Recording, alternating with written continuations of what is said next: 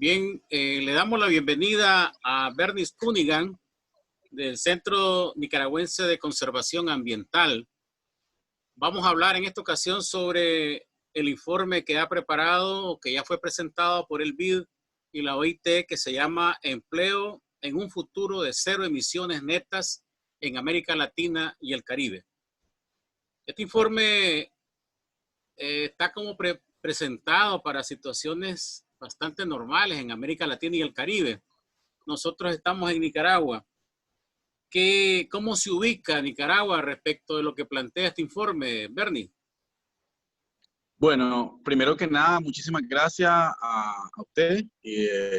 Lo que le podría mencionar es que los fondos multilaterales están destinados a los países en vías de desarrollo. Es decir, que nosotros como Nicaragua somos de los países que más oportunidades tienen para acceder a financiamiento climático. Lo que significa que de los 100 billones de dólares que se comprometieron en el Acuerdo de París, gran parte de este dinero está destinado para los países en vías de desarrollo. Entonces, decirle que nosotros, como nación, tenemos una grandísima oportunidad con este informe, porque recordemos que no lo está diciendo una ONG ambientalista, no lo está diciendo cualquier persona, lo está diciendo el Banco Interamericano de Desarrollo. Es decir, que lo que ellos están diciendo van a poner su dinero para invertir en este tipo de transformación. ¿Cuáles son las oportunidades que observamos en Nicaragua? Tenemos un grandísimo potencial para la inversión en energías renovables. Y ya lo pudimos ver, nosotros somos uno de los países que más ha avanzado en el tema de energía renovable en Centroamérica. Es decir, nosotros de pasar a tener un déficit energético, ahora tenemos un superávit energético con grandes inversiones en energía eólica y energía solar. La ley de incentivo a la energía renovable, que es una ley tributaria, ha sido una de las leyes más exitosas de Centroamérica, porque permitió que se invirtiera mucho dinero en el tema de la energía eólica y solar. Tenemos un gran potencial en energía geotérmica también. Entonces, nosotros estamos bien posicionados como país. Si nosotros logramos organizarnos de manera política, tener un horizonte político, un gobierno creíble, nosotros tendríamos una oportunidad gigantesca para transformar la economía de ser una economía atrasada, basada en el sector agropecuario, a invertir en cosas como el turismo sostenible, la energía renovable y la electromovilidad, porque los fondos, el financiamiento está preparado para este tipo de países. Entonces, Entonces, creo que sí, lo que nos falta es organizarnos políticamente. claro, eso parece una utopía, pues, porque estamos en un sistema donde si alguien nos escucha va a decir, pero si yo estoy pagando la energía más cara de Centroamérica, estoy en una situación que todos los meses estoy colgado con mis recibos de luz. O sea, estamos hablando de una hipotética situación de futuro, ¿no? Bueno, en términos de generación, solo en términos de generación, tenemos un superávit energético, es decir, ya no hay apagones de luces como antes Ajá, y estamos ajá. vendiendo una parte de este superávit a Centroamérica. Pero recordemos lo complejo que es el sector energético en Nicaragua, que hay una empresa que genera y hay otra empresa que distribuye. Entonces, la que decide el precio de la energía al final es la que distribuye y la distribuidora es la que nos ha impuesto un pliego tarifario que es leonino y que pagamos una de las energías más costosas de América Latina. Definitivamente en eso estoy totalmente de acuerdo. Claro. Bien, también el informe se hace una proyección post pandemia, que eso me llamó la atención también, donde dice que el sector informal, que ha sido el más golpeado, obviamente, pues porque es el que no pudo estar en el confinamiento, ni ha podido estar en la, en la, en la, en su casa, pues porque no es permisible.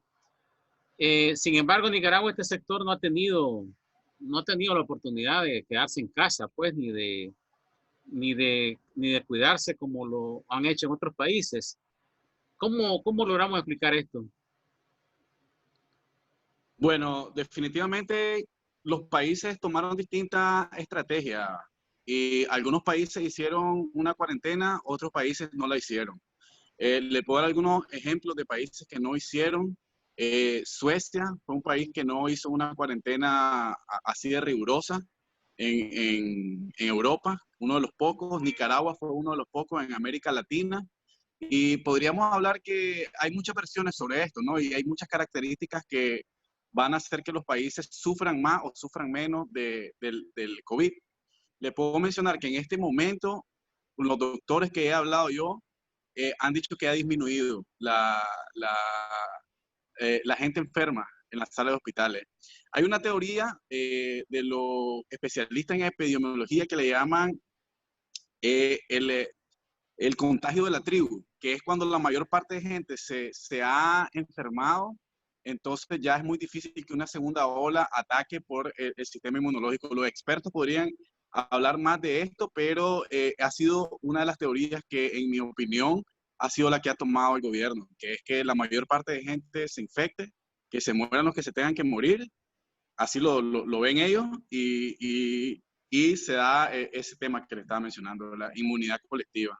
Claro, entonces ese sector informal no va a tener el mismo crecimiento ni la misma proyección que plantea el informe, que es el sector que no pudo, o sea, que nunca estuvo en la casa, incluso ni usaba mascarilla, o ni usa pues mascarilla. Me Sí, refiero, definitivamente. sí, a Sí, buceros, taxistas, vende abuelada, la gente que está en la calle, pues.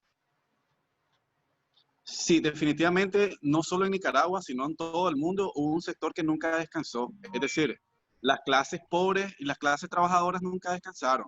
¿Quiénes eran los que andaban repartiendo comida? Era el trabajador. ¿Quién era el que andaba limpiando la basura de las calles? Era el trabajador. ¿Quién era el que estaba atendiendo los hospitales en el primer frente? Eran los trabajadores. Es decir, este asunto del confinamiento no lo tenemos que romantizar y pensar que todo el mundo se confinó. Los que se confinaron son los que tenían la plata para hacerlo y la capacidad para hacerlo. Es decir, en un mundo como el que vivimos nosotros, vos escoges o te morís de hambre o te morís de COVID. Y más rápido te va a matar el COVID. Entonces no es un gran dilema para la gente que vive en pobreza extrema. El informe también habla de la era post-COVID en cuanto a la naturaleza. ¿Qué tan cierto esa tesis de que se iba a regenerar la naturaleza? Porque en el caso de Nicaragua veo que, por ejemplo, Osaguá Indio Maíz no ha tenido, es decir, ha sido permanente el ataque y el saqueo, pues en el caso de Nicaragua. Sí, definitivamente el asunto de Bozaguá e Indio Maíz en Nicaragua está relacionado a un tema del modelo productivo y un tema de la economía estructural. Es decir, aquí no importa con qué tipo de gobierno estemos, se ha avanzado en la deforestación y se ha avanzado en el cambio de uso de suelo. Entonces, para cambiar esta tendencia, primero necesitamos un cambio político, pero también necesitamos un cambio estructural de fondo de la manera productiva de nuestro país. Es decir, aquí tenemos que dejar de hablar ya que somos un país agropecuario. Ahí que tenemos que comenzar a ver a otro horizonte, a ver otros servicios. Por ejemplo, los servicios tecnológicos, por ejemplo, el turismo, el ecoturismo es algo que nosotros tenemos grandes posibilidades. Por ejemplo, Costa Rica ha desarrollado la mayor parte de su economía en servicios. Nosotros tenemos la capacidad de hacer eso y no concentrarnos en la destrucción del suelo y en la destrucción de la tierra en el sector agropecuario. Eso creo que es el principal punto que tenemos que entender, que para que nosotros logremos salir de esta crisis ambiental estructural de fondo, tenemos que cambiar nuestro modelo productivo. ¿A cuánto quedará Nicaragua a distancia de un panorama inclusivo, resiliente y sostenible después del COVID? Bueno, definitivamente los actores políticos en este momento están enviando señales muy negativas y lo que nosotros estamos viendo es que el sector privado y la sociedad civil y el pueblo en general se va a tener que preparar para tomar acciones más allá de qué gobierno esté al mando. Entonces, creo que la esperanza siempre es importante y que tenemos que tomar esta responsabilidad de la gestión ambiental. Sería una irresponsabilidad dejarle la gestión ambiental al gobierno, cualquier gobierno que sea. ¿Qué es lo que planteas entonces, si no es el gobierno? El sector privado y la sociedad civil. Es decir, aquí hay un montón de reservas privadas. Aquí el sector privado tiene la capacidad de cambiar totalmente su modelo productivo, por ejemplo, de ganadería extensiva a ganadería silvopastoril. Aquí el sector privado tiene la capacidad de dejar de esparcir bolsas plásticas. Aquí el sector privado tiene el poder de hacer un cambio sostenible. Aquí el sector privado tiene la herramienta inclusive de políticas públicas para aumentar la inversión en energía sostenible. Aquí el sector privado tiene la oportunidad de invertir en turismo sostenible. Es decir, no necesitamos que el gobierno lo venga a hacer. Nosotros como el sector privado tiene un poder de cambio impresionante, mucho más allá de cualquier ley pudiera hacer. También se habla que en el 2050 va a haber avances pues, en esto de la emisión de gases. Varios países podrán quedar libres de emisiones de gases. ¿Qué tan lejos estamos de llegar, tan siquiera acercarnos a esa situación? Bueno, definitivamente es un panorama oscuro en este momento a nivel mundial, porque el principal emisor, uno de los principales que es Estados Unidos, su presidente Trump, se ha salido del Acuerdo de París y es un negacionista del cambio climático. Después estamos viendo en México López Obrador, que tiene la visión de levantar la economía por medio del sector energético petrolero. Y otro caso tenemos en Brasil a Bolsonaro, que también está apostando fuertemente por la deforestación y por los combustibles fósiles. Sin embargo, hay otros países que sí están haciendo unos cambios muy trascendentales, como Alemania, Francia y España, están invirtiendo una gran cantidad de dinero en la transición energética. Y en Latinoamérica tenemos el ejemplo de Chile y el ejemplo de Uruguay. Y claro, en Centroamérica uno de los ejemplos más importantes que hay en el mundo es el ejemplo de Costa Rica, que ha aumentado su cobertura boscosa y que ha suscrito el acuerdo de Escazú y está comprometido con el tema de la descarbonización de la economía.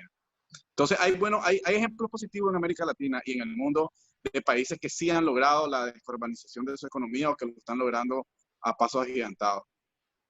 Hablemos del empleo. Si todo esto del informe pues, se llegara a acercar y algunos países lo pueden lograr, estaríamos hablando de 15 millones de empleos, dice, si no me equivoco, el informe. Pero hay un énfasis que es en la juventud. Es decir, ¿cómo será beneficiada la juventud en eso del empleo? Si todas estas circunstancias se dan, si todas estas condiciones se dan. Bueno, si todas estas circunstancias se dan, van a haber ganadores y van a haber perdedores. Los perdedores van a ser toda la gente que está trabajando en la industria del petróleo y los ganadores van a ser todas las personas que trabajan en la energía renovable. Se habla en el informe de que tiene que haber una transición de ofrecerle puestos de trabajo a las personas que lo van a perder, que están actualmente en la industria contaminante del petróleo, pero sí va a haber muchísimas oportunidades, especialmente para los técnicos en energía renovable. Ojo para los estudiantes nicaragüenses a estudiar ingeniería, a estudiar cuestiones relativas a la energía renovable, a estudiar cuestiones relativas a la tecnología. Nuestros estudiantes en Nicaragua se tienen que estar preparando para el mundo actual y el mundo actual está en dirección a la tecnología y está en dirección a la energía renovable. Este cambio ya nadie lo va a detener y si nuestras universidades y nuestros estudiantes se inician a preparar para esta transición, vamos a estar mejor preparados para hacer una transición positiva en el país. Muy bien, Bernie. Interesante todos estos temas. Esperemos que Nicaragua logre acercarse a una de estas bondades que ofrecen los próximos 50 años, ¿verdad? Principalmente en el empleo para jóvenes. No sé si abordamos los aspectos más sustantivos, pues, o se te queda algo ahí que tenga que ver con esto de la frontera agrícola en las reservas, en ambas reservas, tanto Indio Maíz como Bozaguas. Me parece que entran en total contradicción con el espíritu de este informe, por ejemplo. Sí, definitivamente el mayor aporte de gases de efecto invernadero de Nicaragua está relacionado al cambio de uso de suelo. Y desde 1994 hasta el 2000 ha estado superior al 50%. Es decir, nuestro aporte en cambio de uso de suelo siempre ha sido 50% superior en el tema de gases de efecto invernadero. Es decir, el mayor aporte que nosotros hacemos a la contaminación de la atmósfera y al cambio climático es por la deforestación. porque cuando deforestamos, cuando cortamos un árbol, este libera carbono y es uno de los gases de efecto invernadero. Entonces, definitivamente estamos muy lejos. Ese es nuestro mayor aporte al tema de cambio climático, es detener la deforestación. Y a pesar de que en los foros multilaterales Nicaragua ha destacado por un discurso bien importante en el tema de cambio climático, es un discurso que no se traduce en acciones a nivel local. Muchísimas gracias, estimado Bernie, y no será la primera ocasión que vamos a estar abordando estos temas. Por ahora hemos analizado un poco el informe que ha preparado la OIT y el BID respecto del futuro de Nicaragua y el post-COVID también. Pues muchísimas gracias, Bernie. Muchísimas gracias, profesor, y un saludo a todos sus televidentes.